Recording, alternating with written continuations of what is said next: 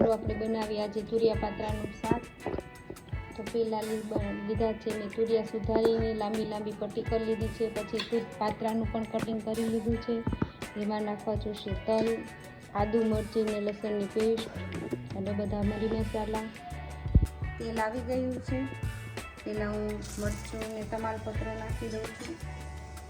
1 ચમચી હિંગ, 1 ચમચી રાઈ,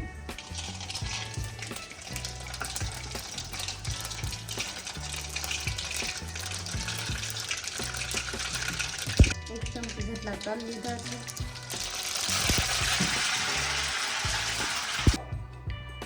આદુ,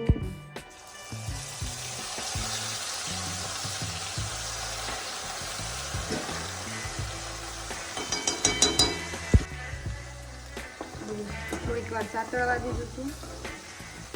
હવે એમાં તુરિયા નાખી દઈશું। હળદર 1 ચમચી નાખી દીધી છે। તો થોડીક વાર આપણે હલાવી લઈએ।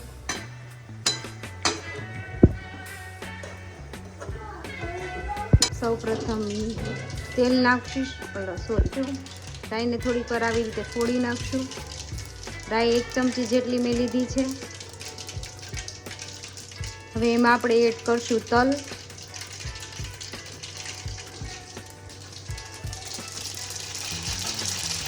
તલ બધા જો ફૂટી ગયા છે।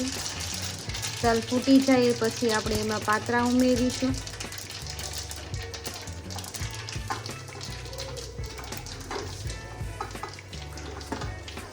આ રીતે આપણે પાત્રાનો વઘાર કરી લીધો છે। પછી ગરમા ગરમ બધાને સર્વ કરી દઈશું। જોઈ શકો છો સરસ બધું મિક્સ થઈ ગયું છે। થોડી વાર રહેવા દઈશું જેથી સરસ થોડા કડક અને ક્રિસ્પી પણ થઈ જાય।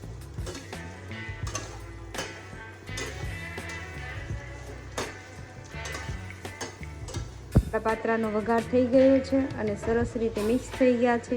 હવે આ ગેસ આપણે બંધ કરી દઈશું ને નીચે ઉતારીને ગરમા ગરમ બધાને સર્વ કરી દઈશું।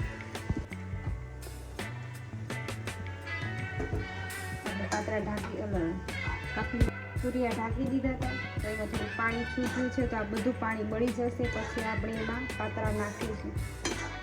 થોડીક વાર આને રહેવા દઈશું, હજી કાચા છે તુરિયા।